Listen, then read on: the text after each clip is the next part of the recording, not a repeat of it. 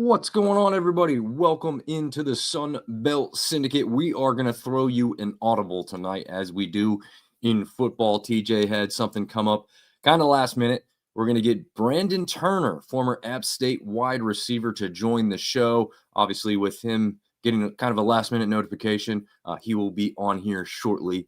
He has assured me of that. We will still run through the show as we usually would, even without TJ. And I told him if he has some time, he runs across, that he should certainly still jump on and join us and talk some Sun Belt football. So we'll see if that happens. This show is brought to you, as always, at least this season, brought to you by Don't Sleep Energy and by Phenom Elite. They have a couple different places you can get their stuff. PhenomElite.com. They've got football, baseball. I think they've got basketball. They're branching out.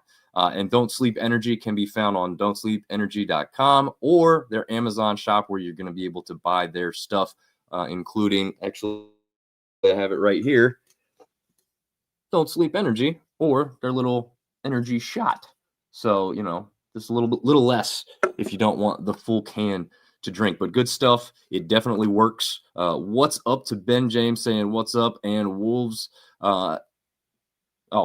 Wolves up as A-State plays Arkansas. I almost fumbled that there as we're talking about the football terms, but let's get to it here without further ado.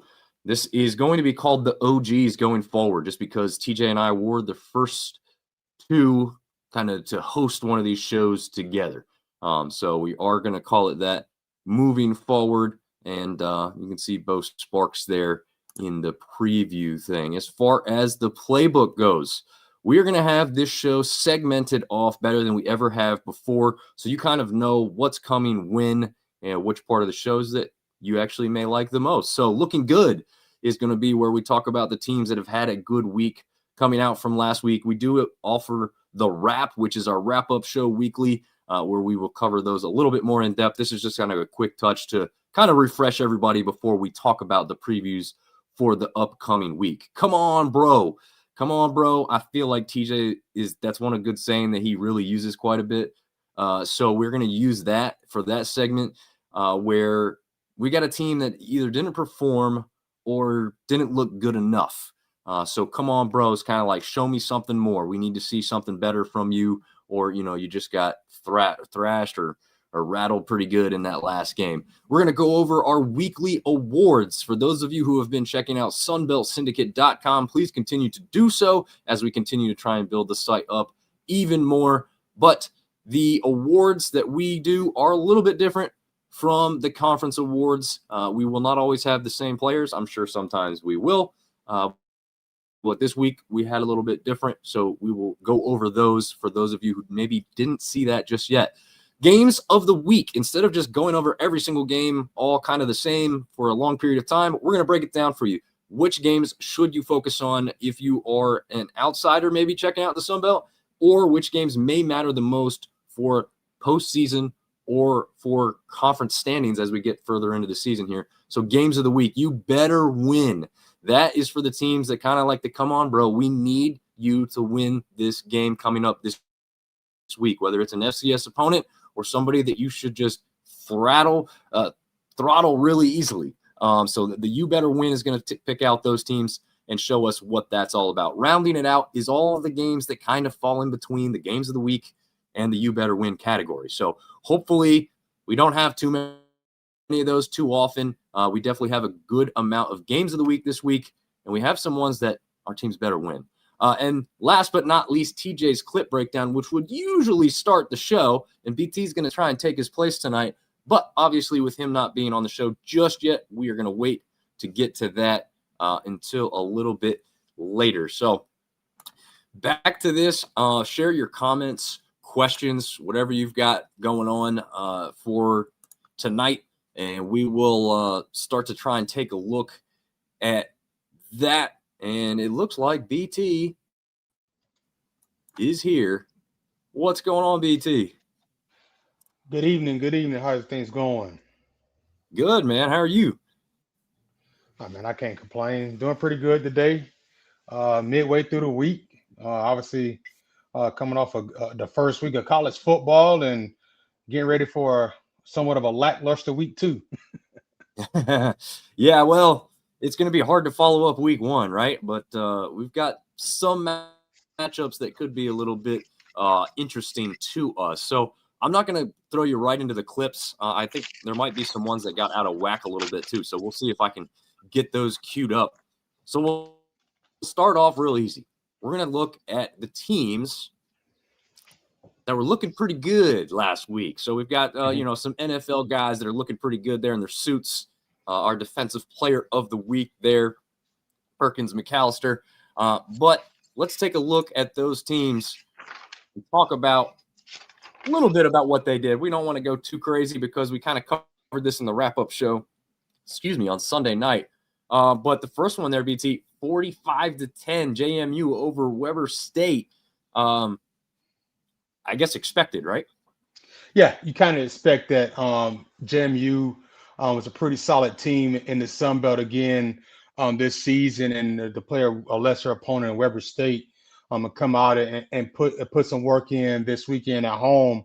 And I got to looking at some of the recaps of the game and read some of their write-ups. Man, they had the rushing attack got going. Petaway and Knight went for 188 of the 313 yards that they had. So that's a good start to a game.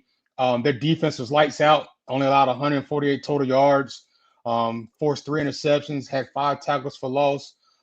Starting quarterback Barnett III got back in from returning from injury. So JMU looked real well to open up their season going 1-0 against Weber State. Yeah, absolutely. Definitely kind of expected there. I guess the thing that we talked about was Barnett getting the start was a little unexpected because we had heard he wasn't going to be ready for the start of the season. We didn't know when he was going to come back. And then as we got real close, we heard the practice jersey, or the injury jersey, I guess I should say, came off. And he was maybe looking a little bit closer to ready to play. Excuse me. He didn't go the whole game. But, 45-10, I guess you don't need to, right? So do you think they keep that in mind because of who they've got coming up this week with Louisville? Yeah, I think they probably wanted to get him some action, get his feet wet, and then preserve him because it's a big time game coming up against Louisville this week. I think they have a chance. James Madison always plays group of 4 teams very well, and so going into Louisville this week, he's got to start. He got to start on his belt, get back accustomed to getting connected with his weapons, got the run game going. So I think they probably took that into consideration. And probably not playing him the whole game. Looking forward to this week coming up at Louisville. Yeah, I agree with you. I think they're saving him, and don't need to get him re-injured or aggravate something. So smart move there. Okay, I believe you were in the booth in Charlotte for this one, yep. Right, BT? Yep. Yeah. So talk to us a little bit. One. Nice. So you and Adam Witten on the radio call. Great job as always there. Certainly, I like how Adam shares out some video of you guys kind of celebrating and stuff on the calls after the game's over. But talk to us about what you saw in Charlotte. I think a lot of people came into this season as App State fans not knowing what to expect, I guess. But outside observer, obviously, I'm thinking, we look pretty good in the end, right? Yeah. So going into the game, I had no idea what to expect. I kind of talked about it in our pregame show. It's a lot of unexpected. It's going to be some unpredictable times in Boone this year because you're not sure what you're going to get week after week because when you bring in 50-something newcomers, you got a brand new coaching staff, you really don't know what you're going to get. So Friday night in Charlotte, I was in the booth with Adam. I was on the play-by-play analyst, and we had a good time seeing the butt whooping unfold on UNC Charlotte. I give some people that are in the Charlotte region, that are UNC alumni and fans, a hard time because it's interesting. We were in their backyard, and that was a home game for us. And AJ Swan came out looking very well. Right now, I was joking with some guys the other day. He's the leading candidate for a Heisman winner since the person down in Texas didn't show up in the horseshoe. He went 31 for 46, went for 368 yards, 3 touchdowns. Could have had a fourth. We'll talk about a play later on where Barnes could probably had a fourth one. So it'd be a good. It was a good way to get him going because sometimes you want to get the run game going to get a quarterback comfortable in his first start. And they kind of mixed it up. They were, I think, in the first half they were a 2-1 run past the one ratio, and they ended up being a little bit more. And so when you get Barnes having 6 catches for 134 yards and a touchdown, Dominick ran the ball very well. I was impressed by watching him run the ball Friday night in Charlotte. And I got to looking at some stats. I don't believe he had a carry for a minus yard. I looked at some of the stats. He didn't have 0 negative yards. So that means he's running downhill, getting behind the offensive line that we didn't know what we were going to see. Bringing in new starters. You have only one holdover from last year. You get some new guys in the mix. Offensive line is the one that normally takes the most time to gel. And I think they did a very good job coming out. And then you flip over to that defensive side. DJ Smith had those guys out there playing hard. I got a text message from one of my former teammates, Joe Suter, during the game. He said, man, I like the way this defense looks the first game. These linebackers are running sideline to sideline. The secondary is playing very well. You got to think when your secondary is led by is your leading tacklers and you're doing something well. Zaire Gamble is probably going to be a full-time starter this year. He started last few games last year. You bring in McBurrow, who transferred in. He's going to be a weapon to have in the secondary as well.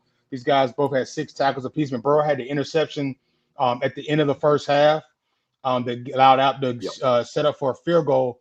So overall, man, App State they look very nice. It's to say what UNC Charlotte's going to be this year, but it doesn't matter for this week, for this game. App State went 1-0. Yep. And also going 1-0, Texas State with a decisive 52-27 victory over Eastern Michigan. Sometimes those MAC teams early in the year can catch somebody off guard, but Bobcats have the biggest offensive line in all of college football as far as weight's concerned. So they did not struggle in this one. Quarterback Brad Jackson goes 18 of 26 for 214 and 4 touchdowns, no interceptions on the day. Lincoln Perry, 12 carries, 167 yards, 1 touchdown. But Bo Sparks, 7 receptions, 82 yards, an average of 11.7 per catch, and 4 touchdowns as well. So Brad Jackson and Bo Sparks were hooking up pretty good there. Any surprise there, or are you pretty confident that Texas State was going to get that one? Pretty confident in Texas State with that one. You know, as you talk about some of these MAC teams early in the season, you never know what they can come out with. And when you take a Sun Belt team against a MAC team or against like a Conference USA team, you're fighting for that conference supremacy. And so Texas State came out and did a great job. I think they scored 21 unanswered points to start the second half to kind of pull away from Eastern Michigan. And you just talked about Perry having 167 yards. The team had 392 rushing total. And it's interesting to look at the stats for Sparks. So he had 4 touchdowns. All of them really came in the red zone. They were for, I think, 16, 15, 5, and 2 yards.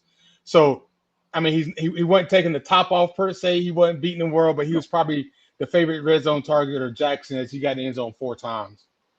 And speak about that, BT. You were a wide receiver. It's actually maybe more difficult in the red zone. Is that what I hear? Because the space gets smaller for you to find your pockets?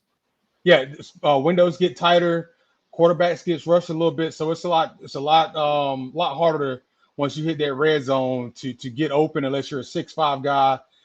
They can throw it to you on the edge, and I'm not even touching 6 feet. I'm barely 5'10". So and a guy like me working the middle of the field, working speed outs, working something deep across the middle, you got to find those windows, and the quarterback's got to be on time because the linebackers and the secondary guys are going to be right there on you. Nice. Makes sense. Arkansas State, another impressive victory, 42-24 over Southeast Missouri State. This is, again, not surprising, but they looked good in the victory. Jalen Rayner, if you watch Locked On with Schultze, looked pretty good in this one. And it was his argument that Rayner should have been the player of the week in that one.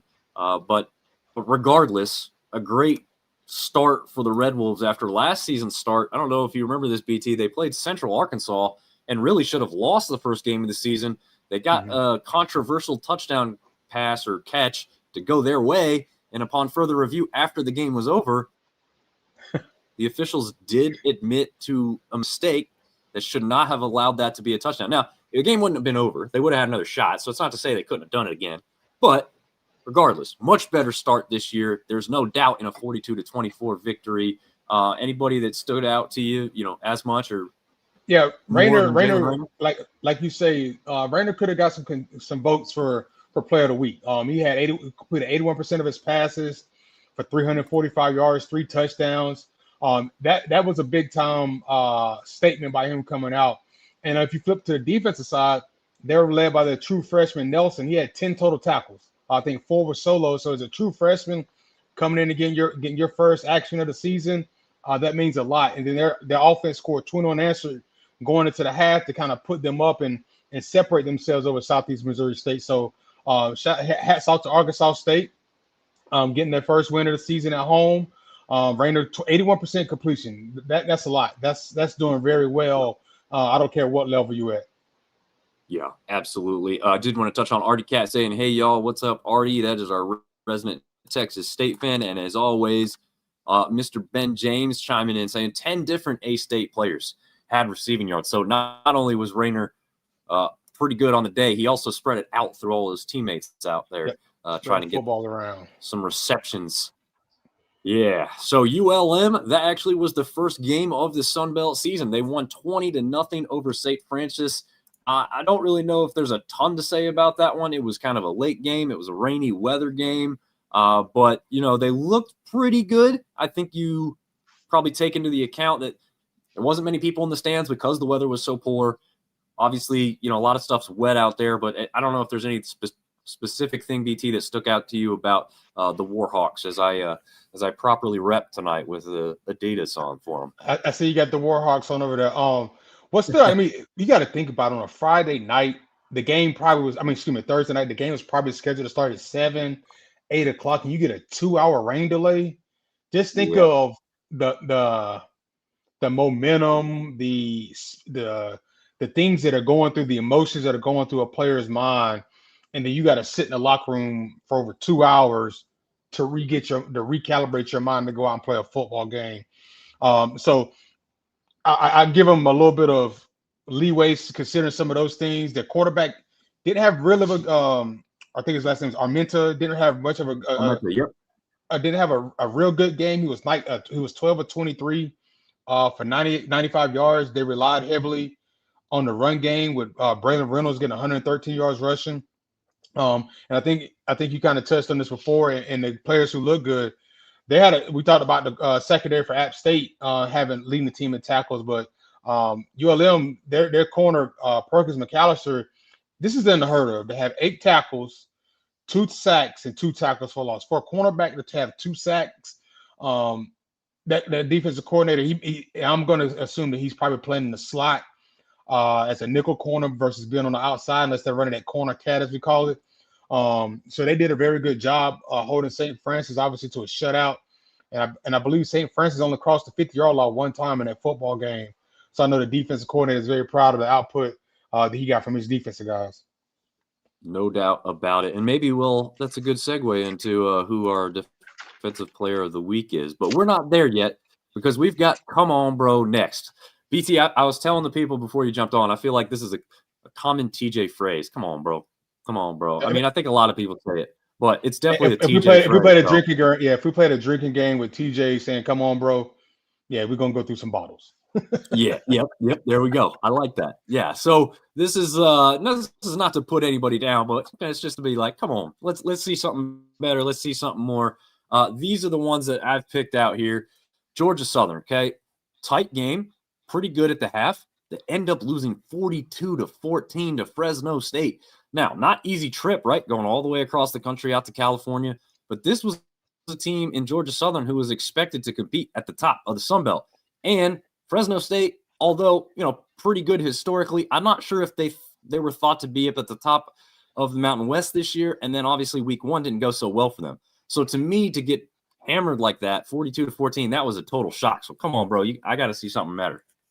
Yeah, I caught a glimpse of this late and saw the score, and I was like, okay. They took a shellacking, as they say, 42-14.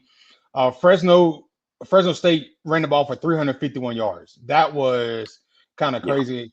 And I think I looked at some of the second half totals because this game was kind of close going into halftime. And some of the second half totals. In the second half, they outgained Georgia Southern 316-75, and outscored them 29-0. So if you're getting outgained by almost 300 yards, at least 250, and you're not scoring any points in the second half, that's gonna be a long day. French had 158 yards passing, 2 touchdowns, and interception. Georgia Southern only ran 49 plays in this entire game. So if you're going to run 49 plays, you got to be able to score some points out of those 49. And so 49 plays, 242 yards. The offense didn't show up in the second half, and the defense seems like they didn't either. No, definitely not. The defense also didn't show up for Georgia State against Ole Miss. Now, I will say, I had to look this up because I knew Ole Miss's offense was very good. They were within the top 5, I think, last season. They might have been 6th. Can't remember off the top of my head. But either way, one of the tops in the country in offense. Obviously, a ranked team. I failed to put that on this graphic specifically, but they look to be number 21 when this game happened. So it wasn't a surprise that they took it to Georgia State. But to me, it's still a come on, bro, because I want to see at least a little bit more offense from the Panthers. At least be a little bit more competitive. Having Ole Miss score 63 on you isn't good, but they do that to some other good quality teams. So, okay, that's fine. And then I want to see your offensive firepower show up. You beat Vandy last year. Show me something against Ole Miss as well. It just didn't happen. It wasn't clicking. It wasn't working. And yeah, just gotta show us a little bit more on the offensive side, right, PT? Yeah, that's a little. Georgia State, they're a hot and cold team. Ever since I've gotten on the radio and I've been following the Sun Belt a little bit closer, Georgia State, they're going to be hot and cold. And this right here is not a good showing for their program to start week 1, going down to Ole Miss and getting beat 63-7, because it looked worse than probably what it was. Ole Miss didn't let up. They outscored them 30. They outscored them 38-0 in the second half. And so that's not a good look for your team. They're going down there, and they had almost 700 yards of total offense. That's tough. They threw for 400, ran for 295, averaged 8.6 yards a play, compared to Georgia State only averaging 4.3. And it's pretty unheard of in a college football game where you only have 69 passing yards and you're supposed to be a pretty good passing team. Georgia State struggled to get the ball going. Penalties, they had almost 8 penalties for 67 yards, so not a good start for the Georgia State Panthers as they went down to Ole Miss this past weekend and this Saturday and got it put on them. So hopefully they'll bounce back. That's not a good look. Obviously, these first 2 teams we're talking about isn't a good look for the Sun Belt to go along with the team down in Conway, South Carolina, not close to the beach, Conway. And so it's not a good look when you go to these. You go to an SEC team, you go to a ACC team. I think Fresno's in the Mountain West. Yep. And so you go out here and you want to represent for the Sun Belt, and you go out and put up these 3 type of performances. So they struggled. The starting quarterbacks for Georgia State, Brown was 8 of 14 for 17 yards, eight completions for 17 yards. That's not that. I'm not a math major, but that's barely 2 yards a completion. And then Villanova, I think his last name was 4 of 11 for 52 yards. So that's a little bit better. But Georgia State took that trip down to Ole Miss and didn't show up. So 63-7 is a bad look for Georgia State in the Sun Belt. Yeah, that last name is Canadian. It's Veyer, unbelievably, okay. Right? I don't know how you get that out of that, but that's what I learned last year after I butchered it a few times and heard somebody on TV say it. And I said, okay, I would not have gotten that had I not heard somebody else say it.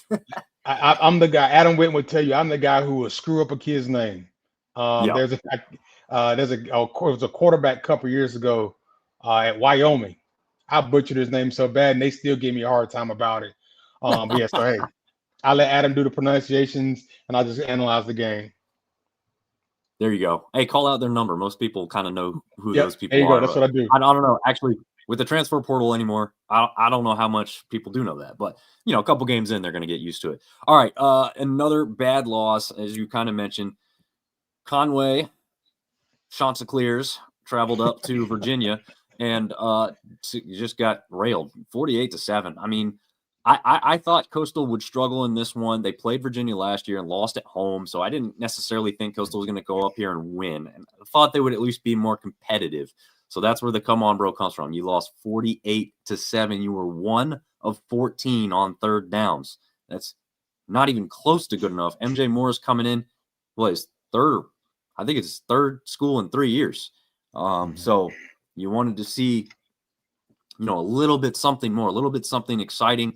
Because you had Ethan Vasco, you previously had McCall there, mobile, fun to watch. I didn't quite see that with Morris just yet. Yeah, Morris, like I said, he's 20 or 36, 160 yards. And his leading receiver only had 2 catches. So he must have spread the ball around a good bit. But you got to find some continuity. I think they ran the ball with 7 different rushers. They had 2, 4, 6, 8, 10, 12, 14. Goodness gracious. They got at least, it looks like they had at least 10 guys catch a pass. With Washington having 3 for 33 and Wright having 4 for 32. Josh had 2 for 20. So you got all these guys you're trying to spread the ball around to. He's got to find a target and rely on him a lot more often. Because when you look at the total yards, Virginia outscored them 35-0. They scored 35 unanswered points before Coastal responded in the third quarter. And it just wasn't a good day for the Chanticleers out of Conway. 163 passing with 91 rushing yards. They only averaged 3.8 yards per play. Like you said, 1 for 14 on third down. I'd be very interested to break that if I had a breakdown of what was the distances on those third downs. It's third and short, right, third and medium, third and long. Because when you go 1 for 14 and you punt the ball 8 times, you lose 2 fumbles, you throw an interception, commit 7 penalties, it's going to be a long day for you in Charlottesville. Yeah, no doubt about it. All right, last one to wrap up the come on, bro. The Cajuns losing to Rice at home as they open up a newly renovated stadium. A lot of excitement going into that one. A lot of expectation that the Cajuns could be one of the very few teams from this conference that could compete for a CFP spot. I think it's all but gone at this point already, right? Yeah, didn't show up or didn't have the best performance against Rice this weekend. Obviously losing 14 to 12. Walker Howard was 10 of 22 for 88 yards. That's not going to cut it. You got to have more than 80. We just talked about the Georgia State quarterback getting 68 yards, something like that passing. But when Howard only has 88 yards passing, he sacked 3 times, but he did run the ball very well with his legs. He used his legs, 9 carries for 47 yards and a touchdown. The offense did get going. And one interesting stat that I found is they did not get in the red zone one time during this game. So if you're not going to get in the red zone, you're definitely. We just talked about Sparks from Texas State catching 4 touchdowns in the red zone. You got to get in the red. You got to get in the red zone to give yourself a chance. And then when you get in the red zone, you got to make something happen. They had no red zone opportunities, so they didn't give themselves a chance against Rice as they open up their new stadium down in Cajun country. Yeah, Walker Howard, 10 of 22, just averaged 4 yards per pass. So like you said earlier, that's not good. No touchdowns, 1 interception. End up getting banged up towards the end of the game. Daniel Beal comes in, goes 0 for 6, and on the 4th down play to try and keep the game alive, really nowhere near anyone. So I don't know what they're going to do at quarterback. My hope is that we see Lunch Winfield. I've been clamoring about this kid for a couple years. I want to see it. When I say, come on, bro, this guy's a true dual threat quarterback. I've had a lot of excitement from stuff I've heard about how he plays the game, and then he's just getting ready for having his opportunity to explode. It sounds like the teammates are on his side. I'd like to see Lunch get a shot here for the Cajuns and spark this offense, because that's what was missing this past week. So they're going to have to do something there. Neil asking us if Taylor Lamb, former App State QB, still with UVA. To my knowledge, he is still with UVA, BT. I'm not sure if you know offhand if he's still there or not, but I think I've looked at it and seems like I believe he is. I'm looking him up now. Yeah. Let's see. Yep, looks like he's still the quarterback coach. Quarterbacks coach. Okay, so yeah. So we're going to talk about a lot of former Sun Belt people coming up here in a minute. But let's get to the awards. Offensive Player of the Week, as chosen by us, the Sunbelt Syndicate. That's going to be Bo Sparks. If you think about why he had it, yeah, you could have chosen who the conference went with. You could have chosen Jalen Rayner. But bottom line is this 4-touchdown performance ties the single season record for most touchdowns in the land after a single game in conference history. But it also ties the most touchdowns in the country after week 1. So this kid is tied with some of the other best receivers in the country after week 1 for touchdown receptions. BT, as you said, they didn't go for huge chunks of yards. But when you have a reliable wide receiver down towards the red zone, I think that's just as valuable, right? Yeah. When you got a target in the red zone that you can find, I'm sure the offensive coordinator had it dialed in and had it plays designed to get Sparks the ball. Like I said, he had a catch for 16 yards, had a catch for 15, a touchdown catch for 5, and a catch I think it was for 3. So they design plays to get in the football, and that's what you're supposed to do as an offensive coordinator. Design plays, put the ball in the hands of your playmakers, let them go make plays, and he did that against. He did that this week. Eastern Michigan. Eastern Michigan, yep. So they did this week against Eastern Michigan.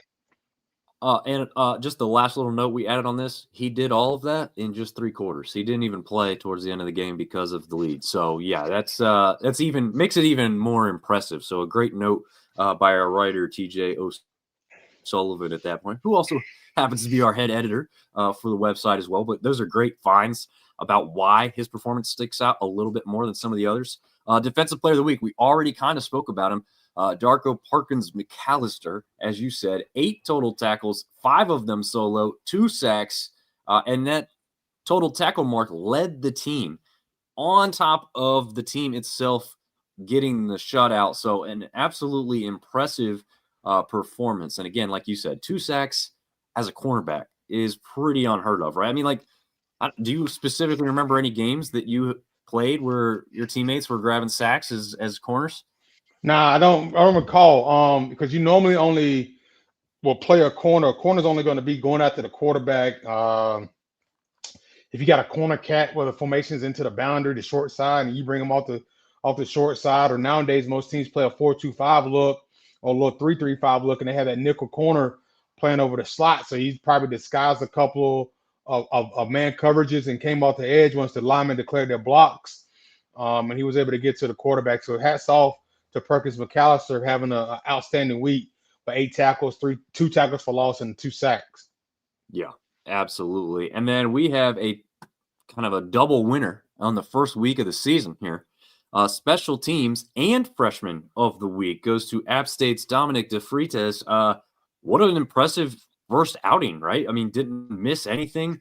1 of 1 field goal wise with how long was that? 47 yards and perfect on extra point attempt. Oh, it's 2 of 2. It was 2 of 2. They kicked 2 field goals, and it was 4 for 4 on extra points. I think he kicked 2 field goals, if my memory serves me correct. You're right. I was actually reading his little write-up here actually mentions the Texas State kicker who had a shot because he was 1 for 1 field goal, 7 on the extra points. So he had a little bit more in that regard, but he didn't have as many field goals, I guess is probably what tips the scales here. Yeah, so he was obviously I think to get App State on the board after the first touchdown, he kicked a field goal. And Adam had said he's a freshman coming in. He had been having a good fall camp. And he came in and they said he had a pretty good, strong, and accurate leg. And so Coach Dal Loggins gave him an opportunity to kick 2 field goals. Well, I didn't give him an opportunity, but I know he was given 2 opportunities to kick a field goal. Obviously, App scored 4 times. He got the 4 PATs. So hats off to Dominick for his efforts in week 1, and look forward to what he does the remainder of this season, and just being a freshman, what he does the rest of his career. Yeah, no doubt about it. All right, so you want to try these clips here that I think I've pulled. I think Yep. I might have them prepared and ready. This is I gave TJ a little shout out here. He's game against LSU. He's running past the Richmond defender, the Michigan background victory. I got him all set up, and then he doesn't show up for the first time. in the LSU clip, he's probably going to block the safety because he don't look like he was trying to catch no pass. In this Oh man. Richmond, they probably gave him a little jet sweep to try to get in the ball early. So that's just how they do the short ball guys when they're trying to get in the football quick. Oh, I love it. I That's my love it. buddy. Oh man. Let me see if I can get this one up here and share this tab instead here. All right. So the first one comes from App State Charlotte. You saw this game. You called it from the stadium itself. But, kind of walk us through what happens here as a wide receiver. You have experience here, so this is something that you can speak to a little bit better than the rest of us. So, just kind of tell us what you see here. So as you see, app comes out with a 3-by-1 set, 11 personnel. They start with seven to protect the running back chips and the tight end chips, and they get out into the formation.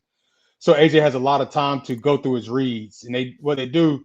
If you go back to the beginning of the formation and pause, I kind of talk through some of the stuff that happens in the formation.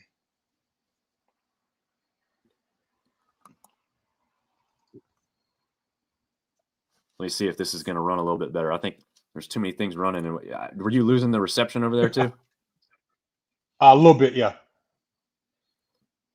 Okay, let's try this again here. I'll just jump it back and see if we can get it to run a little bit smoother. And I'm going to slow it down maybe so you can talk about it. Yep. So right here you see Barnes is the number one. Barnes is the guy that's in the slot on the ball. And he's going to do is he's running a deep over. Strowman's the receiver at the bottom, and he's going to run a bench route. He's running in to try to occupy that safety in the corner on his deep out. And so Swan's looking to try to throw this deep crossing route, and he sees, as you see it, Strowman's the guy that's on the out at the bottom. It's occupying the safety in the corner. So Barnes runs his deep over. He has the defender beat, but he judges the ball, comes back and makes a great catch. And now as he's going into the end zone, he doesn't realize that this other safety has come to be a part of the play. It happens. I heard the coach's comments about, make sure you finish through and things of that nature. But as a receiver in your mind, when you catch a pass like that, you're not looking, you got the one defender that's on you that you got to beat. You called it, he failed. You don't necessarily, your mind doesn't ready to process, hey, I got this other defender that's coming. So you got a free release off the line, which also helped. And the young man's fast. He's not that tall, so going up and catching that makes a heck of a play. But 6 makes a bigger play by coming in and finishing. Like you always talk about, you finish through the whistle, and he does it. He knocks the ball out of Barnes' hands right before he crossed the goal line for a touchback. And Coach Loggins isn't so happy that there was not an angle within the broadcast or in the stadium that had anything down the line, down the end line.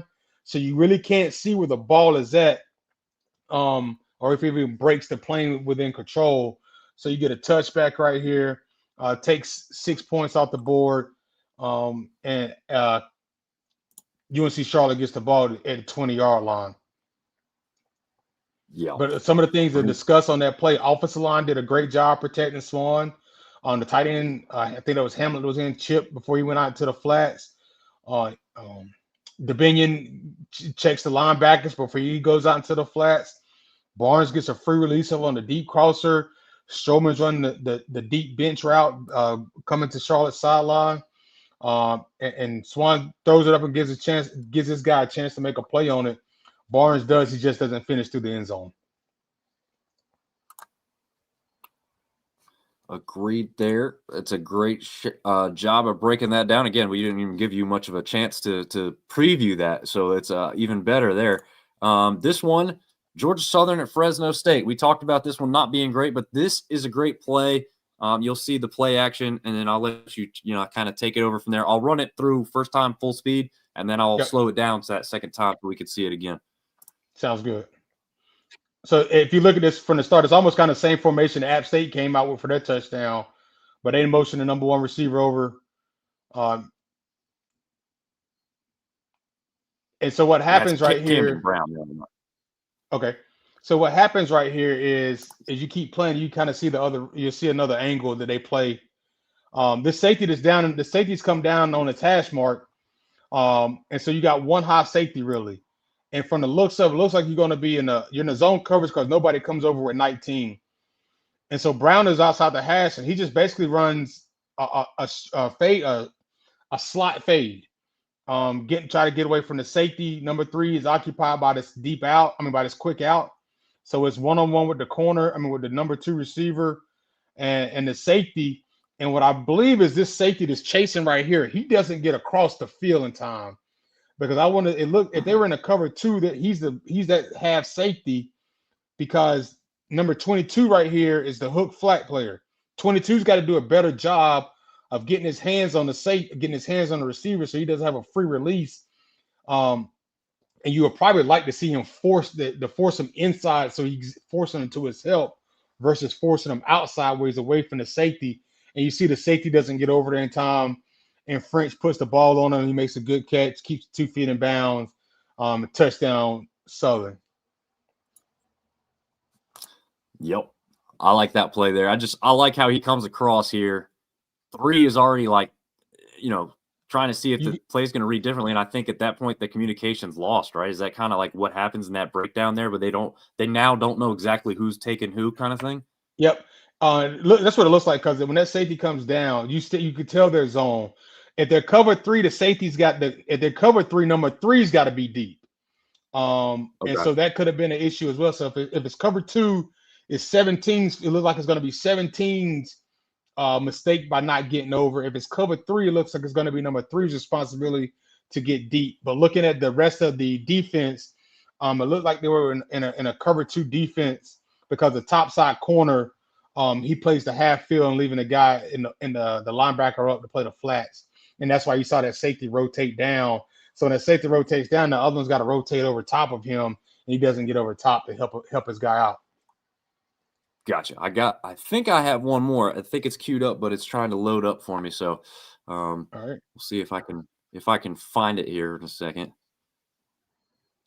Just the Southern Miss clip.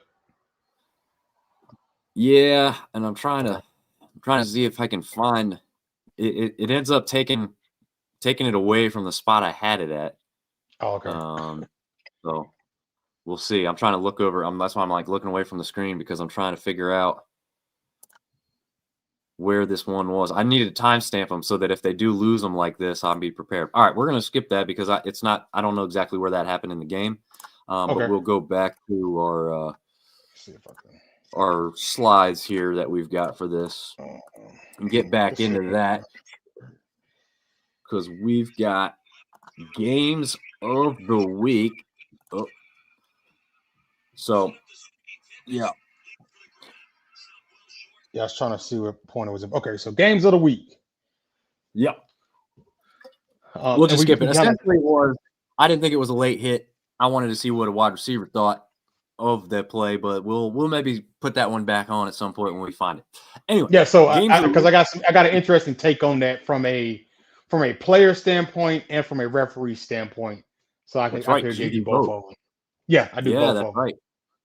Yeah, I mean, well, we won't talk about it because people didn't see it probably enough. But maybe we'll do a little recording and put it out later. All right. So games of the week. Louisville and James Madison have matched up recently, so this isn't one that's totally brand new. So let's just jump right into them, starting off Friday night with the Louisville Cardinals playing host to James Madison. This one on ESPN2. Again, Friday, 7 Eastern, 6 Central. It's going to be a prime time for a lot of people to be tuning into. A great chance for the Sun Belt to make a big name for itself. And you said you think James Madison's got a chance in this one, right? Yeah, man.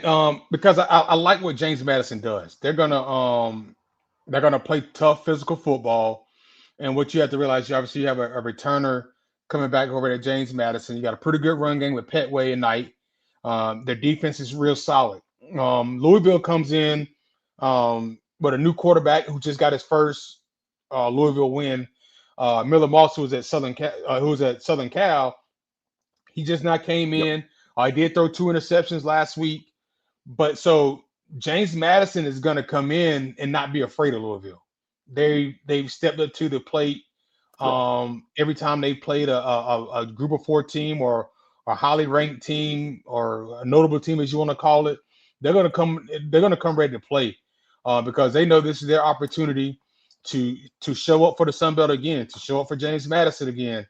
Um, and because if I'm not mistaken, it was last year, 2 years ago, they upset North Carolina. I think Just who last was season. it? Yep. Last season. Okay, so they're not afraid, and now they're not afraid of the ACC per se because they've already taken out one of the ACC. They've been the ACC team before. Obviously, Louisville and North Yep. Carolina, they may not be on the same level, but they're not skip level. They're just one above or one below each other. And so it'd be interesting to see how James Madison goes to Louisville on Friday night, shows up. They're going to bring their A game. I know Louisville's going to not take them lightly because they understand the significance and the prestige that James Madison brings. And it'll be good to see what Miller Moss could do against another opponent. Against East Kentucky, he played fairly well, but did throw he did throw two interceptions. And so Yep. you'll be interested to see what James Madison comes up with to throw him off his game and how they get their run game going. Yeah, absolutely. I got to note that Isaac Brown is really their number one running back. Sorry, just Okay. 6 carries, but he had 126 yards and 2 touchdowns. So that's a 21-yard average. I'm sure that has to do with the opponent, but it does bear to mention because he had 5 100-plus games last season, and he's the first ever true freshman at Louisville to eclipse 1,000 yards in a season. So that is a name you need to know for sure when you're the James Madison defense. I'm sure they're well aware. We're just making the fans aware. And if you remember the name Colin Lacey, the former South Alabama Jaguar, is a top target for Moss. Grabbed 4 catches for 62 yards last week.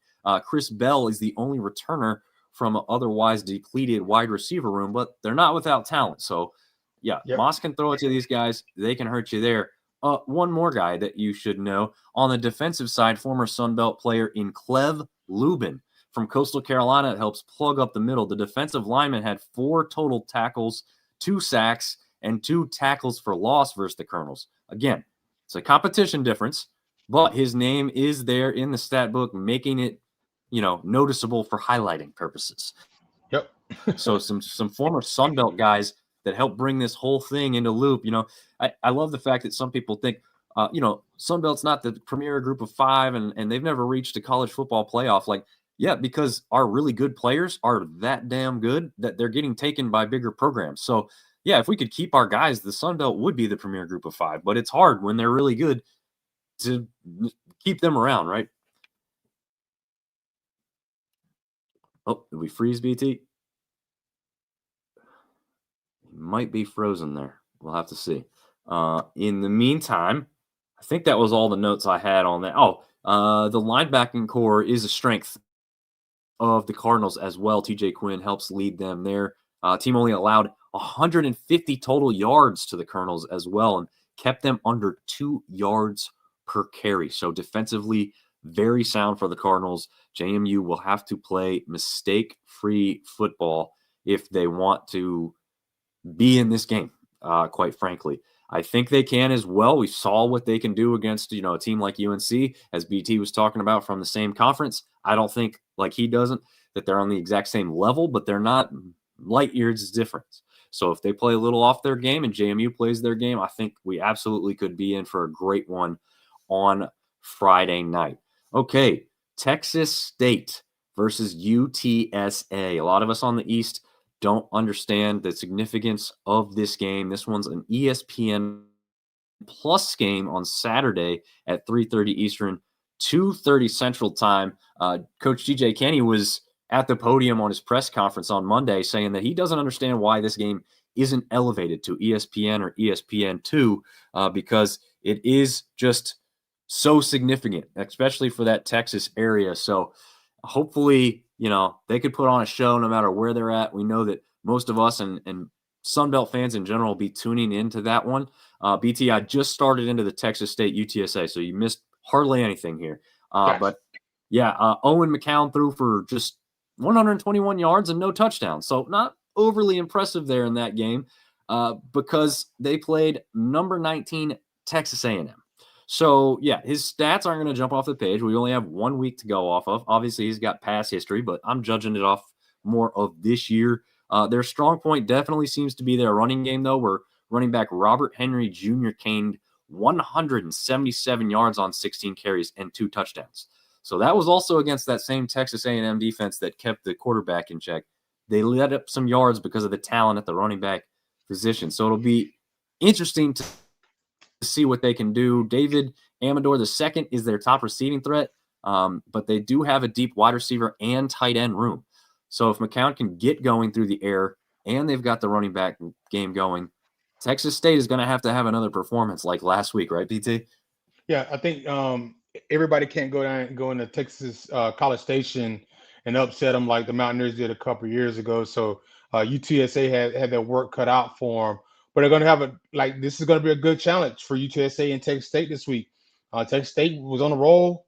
They put up big numbers. They put up big numbers this past week, 52 against Eastern Michigan. I highly doubt that Sparks is going to have 4 touchdowns because they did. The defensive coordinator for UTSA didn't watch film. And so you got to be able to, as a defense coordinator for UTSA, you got to be able to take away Sparks and make Jackson find other weapons. But you also got to remember, Texas State ran for almost 400 yards. And so it's a different level of competition. Let's see what the run-pass game ratio looks like. And see what happens down in San Antonio Saturday as the Bobcats go to visit. Yeah, absolutely. All right, I know this is the next one. Ben James is huge on this one as the A-State fan for us. Natural State Showdown is expected to be a sellout with 50,000 in attendance, and it will be at War Memorial Stadium in Little Rock. Also expected to be the last ever game Arkansas plays in that stadium. So this one means a lot. That also means a lot because Arkansas has never, ever played A-State in football before. Same state, never played each other. BT, I don't know how many, did you get to play Wake or anything when you were at App? We played my freshman year, my true freshman year, but I was redshirting, and I don't think we played any other. We didn't play any other in-state teams that were, I would say Group of 5 that were bowl eligible at that time. We obviously played Western Carolina because they were in our conference. But we never played anybody that's interested because we played Wake Forest, I believe it was in 2001, and then they played NC State in, I want to say 2007. 06, 07 they played them. So that was the only team we played my freshman year, and then the year after I left, we got to play another in-state. But that's interesting that 2 in-state teams like this have never played. But now you got to think with how parity in college football is and how other things are going. You got to play some of these in-state teams because we use it at App. We use it as a recruiting tool. App State plays Charlotte. They play ECU. State won't play us. I guess we get Wake Forest on the schedule one day. So you got to think about these teams that are in state. Obviously, we played Carolina the last 3 out of the last 4 years, I believe, something like that. I know. So playing these in-state teams, it helps your recruiting, and it also helps you, your bragging rights per se. But hearing that this is the first time Arkansas playing, and to close out Little Rock War Memorial Stadium down in Little Rock is very interesting. So, like someone says, it'll be a greatest day in football in Arkansas. Yeah, I think it could be, especially if A-State wins it for Red Wolves fans, of course. But Arkansas is no joke. I know that they've had their struggles over the year. They're not necessarily expected to finish towards the top of the SEC, but Razorbacks down to Alabama A&M last week, 52-7. Now, that's not anything to get excited about. Alabama A&M is not really the greatest of talents, we know. But quarterback Taylon Green threw for 322 yards and 6 touchdowns. The running game also very strong with Mike Washington Jr., but Green himself will also pull it and get large chunks of yards because he is a true dual threat quarterback there. So something just kind of like Jalen Raynor on the other side. Go ahead, BT. Yeah, so and I was just looking at some of the notes and talking and looking at how Arkansas did. Man, you you don't want to down Alabama and A&M, but this is going to be a stiffer competition because Arkansas State they're a pretty solid team. And let's see what Rayner can do against SEC defense.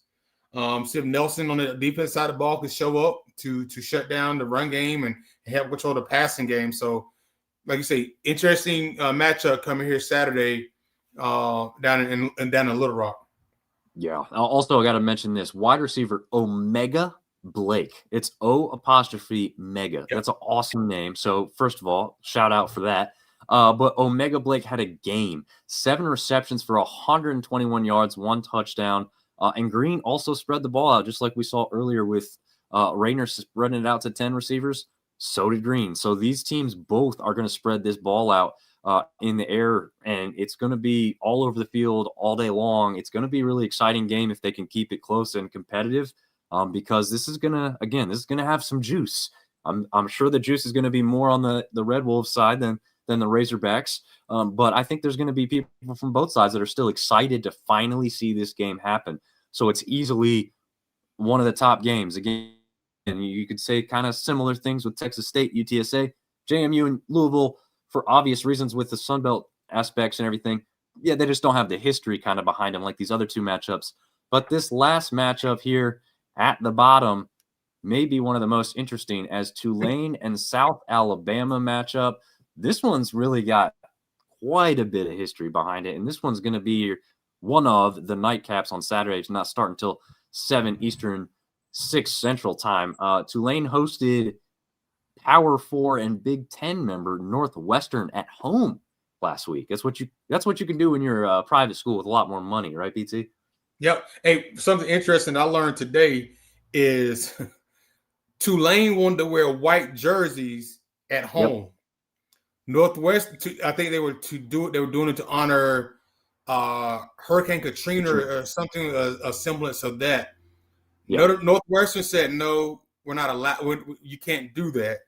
And so Tulane did what you do to somebody who comes in your house and says you can't do something.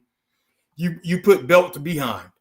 And that's exactly what they did. They have a new transfer quarterback that came in from BYU. Had a real good. Jake Retzlaff had a real good game. And so Tulane came to play. They're always one of those. They're always one of the group of 5 teams that's looking to get ranked, looking to try to get that one of those college football playoff spots, being one of the highest ranked non-Power 5 schools, however that goes. So it was interesting to do that. And I see in your notes it's a App State connection down there as former D-lineman Santana Hopper had 3 tackles in his Tulane debut, 1 sack and 1 tackle for loss. So the defense played very well last weekend as they get ready to go up against the tough South Alabama squad this week. Yeah, Ketchell Bullock, Bishop Davenport have their work cut out for them. That Northwestern offense was kept to just 76 total rushing yards on the day. Tulane did win that game 23-3, like you said. When you come into someone's house and they ask you a favor to just wear a jersey for remembrance purposes and you say no, I've actually heard the Northwestern coach said he called to apologize to Summerall, said they meant no disrespect by it, but he gave no good reason why he didn't agree for that jersey change to happen. So to me, that's still disrespectful. It's a simple ask. You're playing at their stadium. It's not an advantage they're trying to gain because, the heat or something like that. It's a simple thing that means something to them, and you didn't let it happen. And when you called to apologize, you didn't say, sorry, we didn't let you wear it. We didn't understand the significance. Apparently, they knew damn well what the significance was and still didn't allow them to do it. So I'm not sure why you even call to apologize when you're not really apologizing. So yeah, very, very weird situation. Right there. Could have kept that phone call, as they say. Yeah, oh yeah, exactly. I don't know what Summerall's response was. That he didn't really get into that, but he tried to sell us on the fact that it's not disrespectful. It wasn't meant to be disrespectful. Well, I don't think the apology was any better, but we'll see. All right, having a little fun with this one. You better win. So some good things from either social media or movies here. Do it. Or it's CHIT, Chit from TikTok says it's like an office thing. He says, do it, lady. So it's a little fun thing. Just get it done. Get the win you need to get. Here are the teams that need to have that happen. App State firing on all cylinders last week down in Charlotte. Essentially a home game, but this is their first official home game. BT, I'm sure you'll be there calling this one. What can you tell us about Lindenwood? What threat they may pose, if any, to App State this weekend? None in the discussion. They lost to I believe they lost to a lesser opponent last week, and so you hear a lot of talk about between game 1 and game 2 is where a lot of teams make vast changes or make a big jump. And so App State should make a major jump after playing Charlotte last week and now playing Lindenwood this week as they open up the Rock for a 3:30 kickoff against this team who didn't show up a little bit last week. They struggled a little bit. App State just can't play down the competition. And I'm sure that Coach Loggins is going to talk to these guys about that. You want to go out here and you want to do what Ole Miss did to Georgia State. You want to make it plain, clear, and simple from the get-go that we're not here to play around. We're not letting you stay around, and we're going to send you out of town with the L headed back to Missouri. Yeah, that's the one thing. For those that don't know who or where Lindenwood it is located in the state of Missouri. They did lose 13-35 to St. Thomas, Minnesota, who's not terrible. They're not a bad team. I think they moved, if I'm not mistaken, up from the D2 level to the D1 AA FCS level there. Quarterback Nate Glantz threw for over 300 yards, and running back Steve Hall averaged 5 yards per carry, but only had 70 yards total. Wide receiver Drew Corbath may be the biggest weapon, holding 5 receptions for 128 yards, but somehow didn't find the end zone. So we'll have to see if, they can do anything more against this App State defense. But I'm like you, BT. I just don't see it happening. I don't know. Jackson State versus Southern Miss. We know what happened last week with Southern Miss. We obviously want to see them rebound and play a little bit better here against Jackson State. Let's see if I can find my notes here on this one. I'm scrolling right by them somewhere here. But there we go. Jackson State, not to be confused with Jacksonville State, right? Jackson State is where Coach Dion came from. Jacksonville State is also, well, it's really not that far away, but not the same team. So don't get confused there. This is coming off a 28-14 win over Hampton. They are. It also marks their 11th straight victory. So as much as you want to say a different level of competition, Southern Miss should win this game easily. Just be careful a little bit. This team is rolling, and I don't know how much you want to put on last season because obviously 10 of those came from last season and only one of them came from this season so far. But Jacobian Morgan seems like a pretty serviceable quarterback. Strength certainly still seems to be on the ground. Morgan only threw for 143 yards, ran for 42, averaged 6 per carry. Lead running back Ahmad Miller went 172 for 2 touchdowns. So I think the ground game for Southern Miss is really going to have to be sharp here in this game before they realize too late that someone's going to be running all over them, right? Yeah, Southern Miss, they're going to use Braylon Braxton as the dual threat that he is. Last week he had almost 200 yards passing, close to 50, 60 yards rushing. So he touched the ball almost 30 times, over 30 times, it was 38 times he had the ball in his hand last week. So you're going to see what you got out of him from Marshall last year. He's a major threat. And so you got to make sure as your Southern Miss that you go in and you get your offense started early. You don't take Jackson State lightly. You get the run game going with Jeffrey Pittman. And if Braylon Braxton can find his receivers out on the end, Carl Chester or Jeffrey Pittman, get these guys the ball, let them make some plays, and hopefully you can come out of this week 1-0 against a Jackson State team who just beat Hampton last week. Yeah.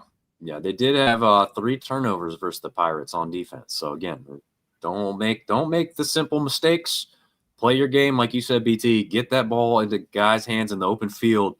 And let your athletes out-athlete them if you can, because kind of you should see maybe the reverse of what happened to Southern Miss last week, I'd say.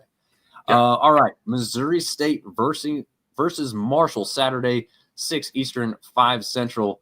The Bears are making their first appearance this season in FBS football. They got welcomed to the FBS by none other than the USC Trojans of Southern Cal, 13-73. It's hard to judge this Bears team, right? The Bears didn't have much success anywhere against that team. Quarterback Jacob Clark threw for 147, 1 touchdown, did have 2 interceptions, though. Top running back Shamari Lawrence had 12 carries for 50 yards, and the leading receiver Tristan Gardner had only 2 catches for 39 yards, but did somehow find the end zone, BT. I mean, first year in FBS football doesn't bode well to play even a team like Marshall, who struggled with Georgia last week, right? Yeah, you were just outmatched. It's just plain and simple. USC athletes were better, and they showed up and they like you say they showed up and showed out all over them. And so you got to understand that if you're Missouri State, all right, this is another week for you to try to get better. Well, another week for you to get better. You're playing an opponent that's kind of on your level, with Marshall being in the Sun Belt and them jumping up to the FBS. And so you're going to see what your athletes look at. It's kind of a measuring stick for you as you come into the FBS to get a good look at your team against a Marshall team who, like you say, they struggled last week against Georgia. Both of these teams played top-tier programs and got beat. That's just kind of what happened. That's what they went through. Marshall went through. They used 3 quarterbacks last week. Zion Turner threw for 100 yards. You had your rushing attack was very limited. Justin Williams. Any relation, by the way? Nah, I don't know that kid. Okay. So Justin Williams Thomas, he carried the ball 4 times. Had 24 yards. Deshaun Barbie had 7 carries for 15. So your offense didn't really get going for the most part. And so you got to make sure that you can we don't know what actually Marshall's going to look like, to be honest. They've got a lot of new guys. They got a new coaching staff there after the mass departure. To the team above them. What's that?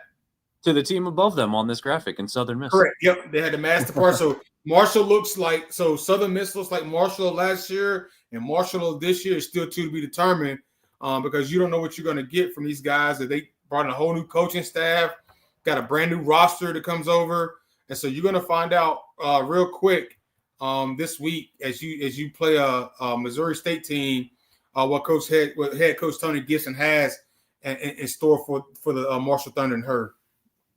Yeah, absolutely. Let's see if we've got any more notes here. Defensive lineman Mitchell Toney and safety McGuire Neal led the way on defense, totaling 12 tackles, 1 sack, and 1 tackle for loss between the two of them.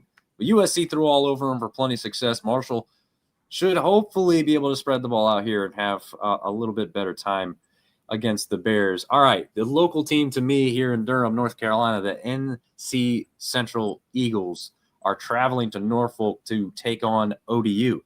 Norfolk is not a new place or destination for them, however, because their conference mate Norfolk State is up there in that area as well. So really, this road trip isn't going to bother them. They're pretty used to it. But Central comes in just 1-1 on the year, having played in week 0. They defeated Southern 31-14, so a pretty good win and big win for them. But they fell at home, actually, surprisingly, last week, 10-27 to New Hampshire. Now, New Hampshire is no joke of a football team, but having them travel down to North Carolina in the second week of the season, playing at home, you've already won your first game of the year. I would have expected Central to kind of continue their winning ways, right, BT? I don't know how much you know about Central, but they've been pretty good here in the FBS as of late. Or FCS, yes. I'm sorry. Yeah, Central's been pretty good lately. I actually got the chance to – I watched their first game of the season on TV and got to see the athletes that they have. And the thing that you're looking at is you're taking your team on the road. This is a chance for you to show up for your conference. I believe they're in the MEAC conference. Yep. So it's a good chance for them to show up for their conference, go play a Sun Belt team and ODU, who is coming off a loss to Indiana. And they fared fairly well, 27-14. And so you got to look at your team as they come in and see what you're going to be able to do. What can you take advantage of? Old Dominion only had 96 passing yards last week. They ran it for 218. So that's something. They threw 3 interceptions. So that's something that Central could be looking to capitalize on. And so as Central makes that trip up to Norfolk, Old Dominion's got an opportunity to get back on the right side of the game, to see what you have in your team or your staff for the 25 season. As your coach comes in, I don't believe they had too much turnover on their roster as most of the other Sunbelt schools did. But see what Coach Ricky Rain has in store. Ricky Ron has in store up at ODU this year. Yeah, the thing again, this is the teams that we expect to win. All the teams on the right side here for the Sun Belt, they're all the home team. So there's another added feature to them winning and why they should win. But here's something more. Walker Harris is the quarterback for NC Central, has failed to pass for more than 200 yards in either game and only recorded 1 touchdown in each outing. So again, running back is the strong suit. When you don't have a great passer, you run the ball, right? Chris Mosley has gone for 182 and 106 in his first 2 games. So a guy who's gone over the century mark in both games. Surprisingly, though, only reaching the pay dirt 1 time with all those yardage in those 2 games. But we'll see. Mekhi Wall seems to be the go-to big threat. However, it's kind of weird because he leads the team with only 3 total catches, and he only has 106 total yards. So it's either like he catches the ball and he gets a good chunk of yardage, or he doesn't catch the ball at all.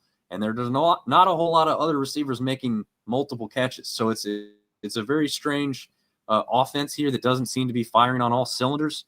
So if ODU can still run the ball, control the clock, I expect them to take care of NC Central, as I would think most of their fan base thinks that they should. Georgia Southern. Oh wait, I'm sorry. This is Coastal and Charleston Southern. There's too many Southern teams in our conference. I'm getting tripped up here. This is the Buccaneers versus the Chanticleers. The Buccaneers got crushed by Vandy, 45-3 last week.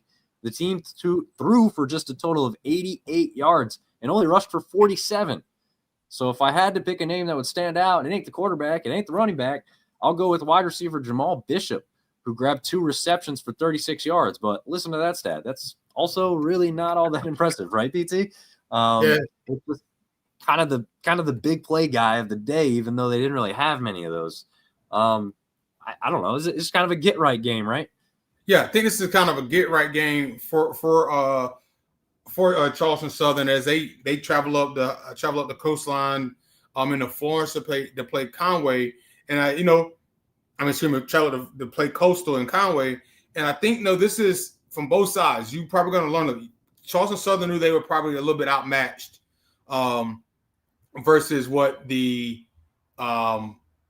what Vanderbilt was, and so you kind of have to understand it and deal with it as you go in the game.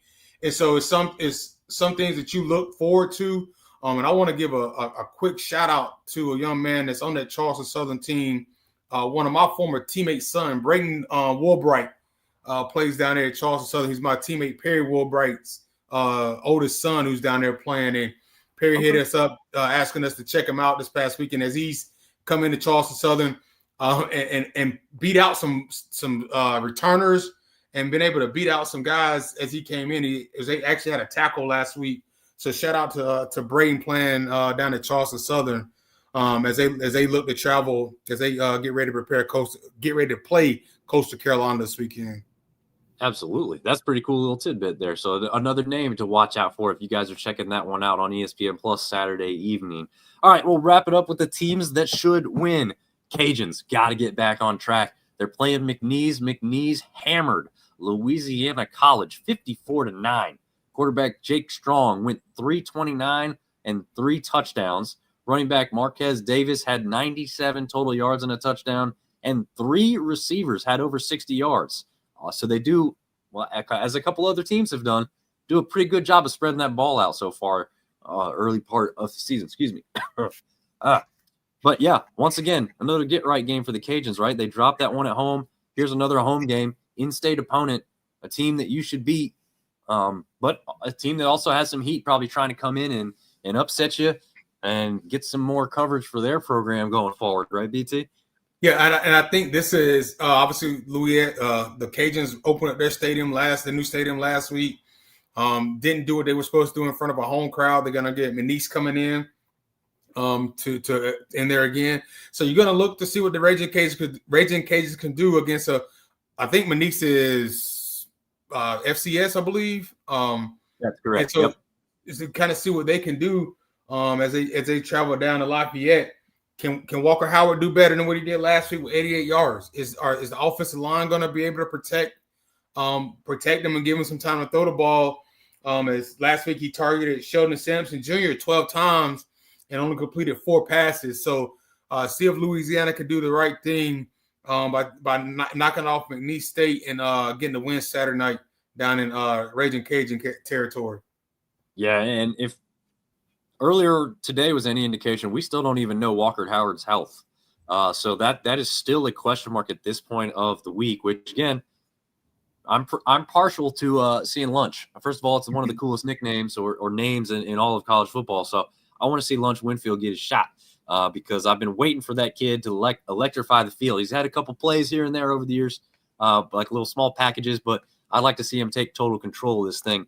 And let's see what he can do. So we're going to round it out here. These are the rest of the games of the weekend. They still are big games for some of the people that are, the fans of these teams. However, from an outside perspective, we kind of expect it to probably go some type of way.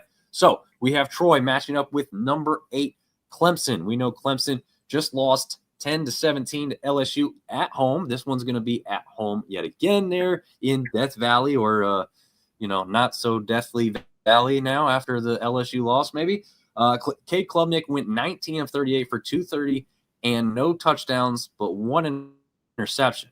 Rushing attack gained just 31 yards.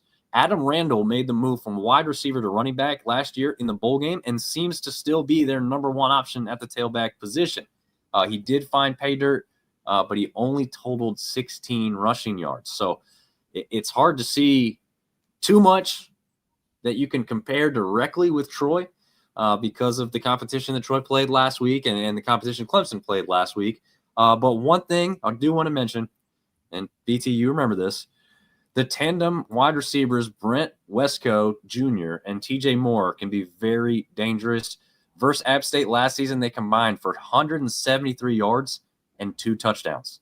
So, yeah, it's interesting you bring that up because I was just thinking, first game of the season last year, I believe Clemson and Georgia played, I believe. Yes. We called App State played Clemson the week after they got beat by Georgia, and all the fans were all over Dabo Swinney and everything he had going down at Clemson. I feel sorry for Troy this week because they're going to catch Clemson at their best.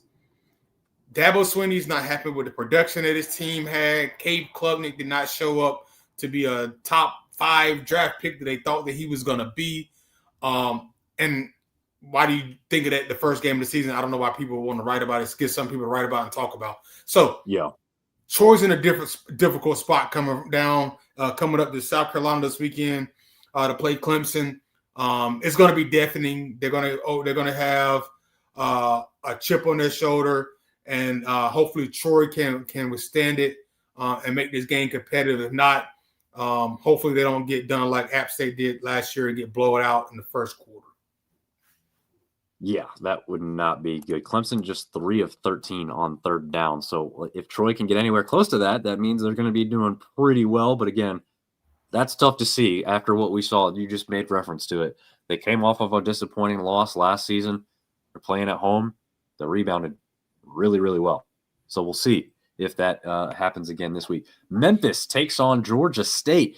This one was one that I really looked forward to before the season kicked off, thinking that maybe Georgia State could play Ole Miss pretty decently, lose by 10, lose by 14, something like that. And you think, all right, Memphis coming in, maybe not as powerful as they have been. Maybe they've got a shot here. But this is another Tiger team, right? So we've got the Clemson Tigers up there. We talked about the LSU Tigers. Now we're talking about the Memphis Tigers. It's just all Tigers over here tonight. But They took out Chattanooga 45-10 last week to start their season 1-0. Brendan Lewis, the starting quarterback, had a very solid outing, going 22 of 28 for 199 yards. Couldn't get just one more yard, BT. Come on, man. One touchdown, one interception. He also added 81 yards and one touchdown on the ground. So, again, just like we talked about earlier, a true dual threat quarterback. He's not having success through the air. Guess what? Doesn't matter. He's going to run all over you. You might have spent some time with some quarterbacks that were like that too. Yeah, right? Got a couple of them in mind. Georgia State, they're real close to going 0-2 to start their season, and things get in the train getting off the tracks down there in Atlanta. Memphis is going to be a tough out. They're going to come into Atlanta ready to play, looking to get a win and go 2-0 to start their season off with. And you got to think I think Memphis is Conference USA, so a Conference USA versus a Sun Belt team. That's big in America. Okay, America. Yep. Okay, so American versus Conference versus Sun Belt. No, that's big for like conference bragging rights. And Georgia State's got to play. The head coach down there hopefully has got things together. Ready for the Tigers to come in this week. As you got the Tigers versus the Panthers in Atlanta on Saturday night. It's a cat fight. Dell McGee better have his boys ready. I mean, he's been recruiting really, really well. That's where he was kind of notated to be so significant of an ad for a coaching aspect. We got to remember, it's just a few years in for him. So I hope the people in Atlanta are being a little patient as he tries to build this roster, because even when he's had some talent, it transfers out because they get offered more money somewhere else that can afford to pay him. So again, another, Sun Belt team that probably could be a little bit better if it was easier to hold on to some of these guys. But, of course, that's what we get, right? Let's see here. The Georgia Southern Eagles. So we found out through Gata Talk, they confirmed with us, Georgia Southern will not travel all the way across the country to go back out to California. They are staying there after the Fresno game and then going to USC, down to USC, I think, right? Is that how that works? Fresno is north a little bit. I have no idea. The geography in California throws me all off. So yeah, I know it's a huge state, but yeah, never been there before. Oh, okay. I lived there for a number of years, but I may have seen a USC game, but I was like 8 when we moved. So if I had seen it, I don't really remember. I did see some high school stuff. So I do remember some really talented high school players that I got to see. Anyway, back to the task at hand. FS1, kind of a random station for a Sun Belt game to be on, actually. But Georgia Southern will take on the Trojans, but not of Troy. This one of Southern Cal, as we just mentioned. Jaden Maviava, I think I say that right. Maybe close. Maybe the quarterback USC's been waiting on, right? They've had a couple chances and some tries.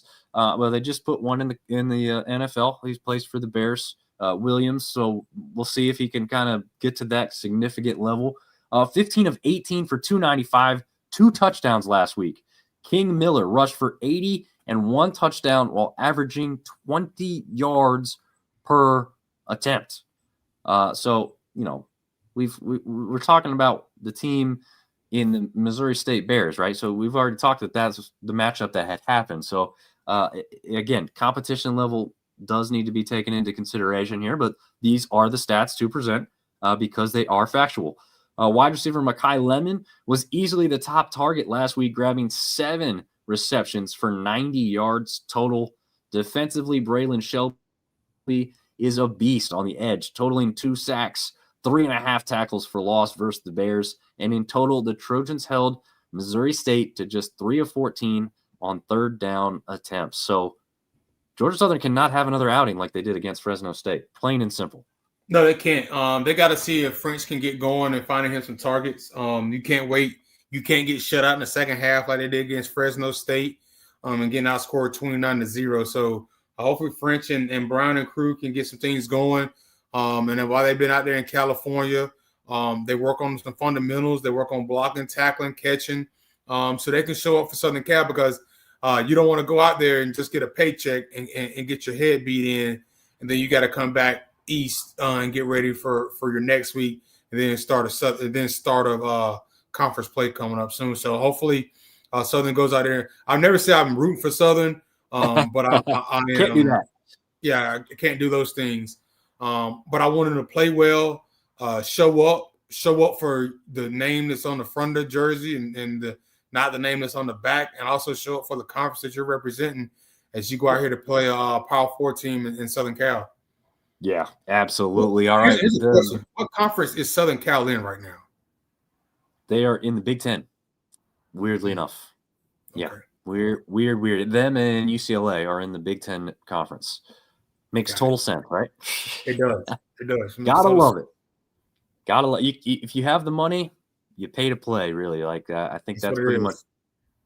That's why I never say don't pay these kids because they're getting paid big money. Oh yeah, yep. What did they say? I think we touched on it last week. Georgia's roster is estimated between like $30 and $40 million or something like that. That's insane. All right.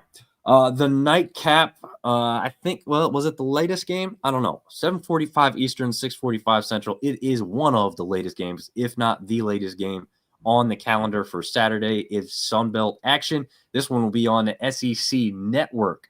So if you've got that, be sure to tune in to see if ULM can spring another upset on Alabama. That's right. Nick Saban coached Alabama team was taken down by the Warhawks back about, like a decade ago maybe, before Alabama was the Alabama of new. But, hey, guess what? Alabama just got shellacked by FSU 31-17 this past week. And if you hear all the pundits talk, they didn't look like Alabama at all. Pushed around, shoved around, did not look like the dominant figure that Alabama football has been known to be. Ty Simpson completed about half his passes and had 2 touchdowns, but the running game couldn't get going. Wide receiver Jeremy Bernard did go for 146 on 8 receptions, so he's certainly one to look out for in the stretch game if Simpson can get him into the open field. But FSU ran all over them. Hopefully ULM can have some of that on their side. Braden McReynolds, as you spoke of earlier, if he can have some more success, I mean, I wouldn't put money on it, but I'll be pulling for ULM to spring the upset, BT.